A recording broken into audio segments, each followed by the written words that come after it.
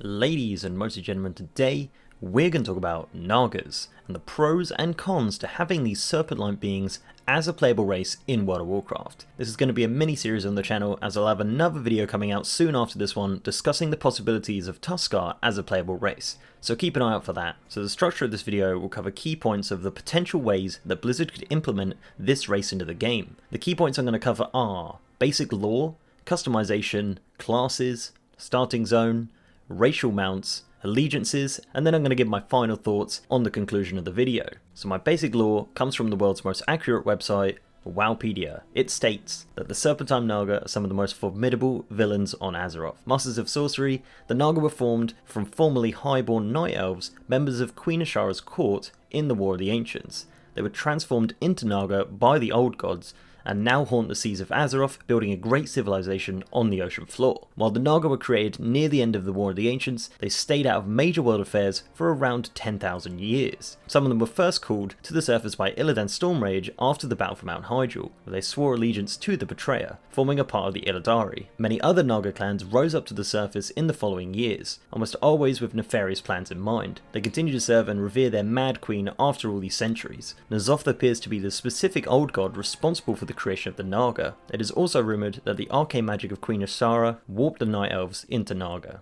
So over the years in WoW, the Naga model has had 3 changes. The first version was in the game from Vanilla to Cataclysm, and it looked like this. This and all the other models do actually support gear, by the way, not helms though. Then in Mists, it got a slight upgrade, and finally in Legion, the model got an awesome HD remaster, and it looks great. They actually added an additional skin as well in Legion, but we'll get to that shortly. So if you didn't know, the Naga model has actually been very slightly customizable as a race since Vanilla. If you've ever used WoW Model Viewer, you probably would have played around with this model on there at some point. But here on this channel, we like to take it one step beyond. So this is the new Legion Naga as a character create option. I haven't modified the model or its data in any way, so the customization options are all default to the game files for the model. Class choices and the background are my doing, as all I've done is replace the Night Elf model with this one for testing purposes. Don't worry, this isn't on the live game, and no, I'm not going to show you how you do this. One of the biggest issues that people have with Naga being a playable race is the fact that they can't wear trousers, or pants if you're saying it wrong. This was actually addressed in a dev Q&A from 2013. Someone asked,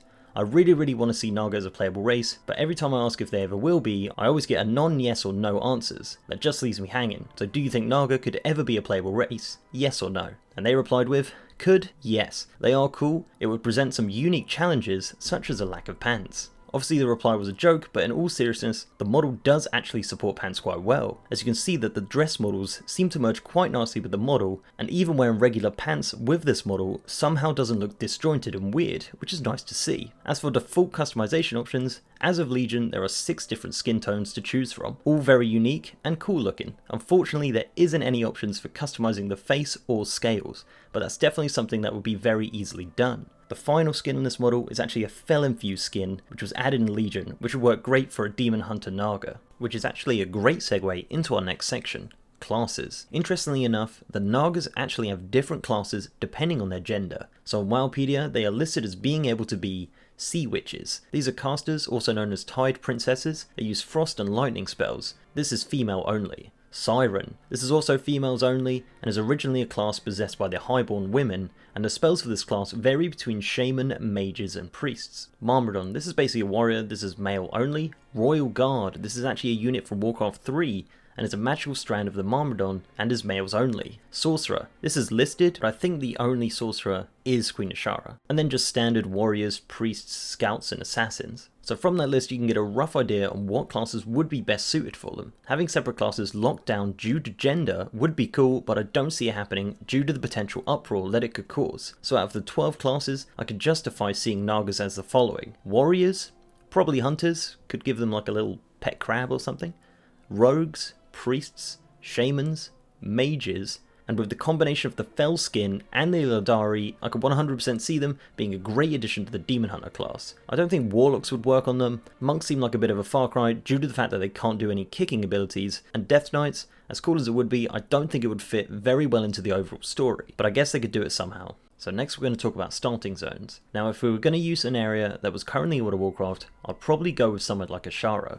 which has a heavy population of Naga. They could create some sort of phase version of it and lower all the NPCs down and create some awesome story-driven questing, which will culminate in them joining one of the factions, similar to how the Pandaren starting zone works. But if they were going to create a brand new zone for them, it would have to be Nazjata and the surrounding area. These zones are located around and under the Maelstrom, and are speculated to be damaged but not destroyed after the events of the Cataclysm. Obviously the main issue with this area is that it would be another underwater zone, and judging by the response of the Vashira test, I'm unsure if that's something people would like to relive. But from a story perspective, this zone could work wonders and would look great in the process. They could give it the Gilneas or Wandering Isles treatment and only really use it for the starting area and not return once the starting zone is complete. Right, so next we're going to talk about mounts, very briefly. So if you do or do not know, this is what happens when you mount while you're a Naga. Yeah, it really doesn't work. So after about 3 seconds of googling, I found a solution to all your Naga mount problems. It's basically this image here. I know it doesn't look like much, but it's a basic principle. Obviously, if they were going to add them as an official race, they would have to do some model and animation work anyway, so they could easily give them a way to mount every mount in the game. Most mounts with saddles would use this method, but mounts like the flying machine and other sit-down mounts could easily adopt a kind of cobra-like stance, where they curl their lower half into a spiral and sit on top of it. Think of it like Ekins riding on Mimron's head. Or I guess they could just give them legs. I don't know. Obviously another theory would just have them rest their tails off the side of the mounts, which would also work. Let me know what you think would be the best solution to this down in the comments below.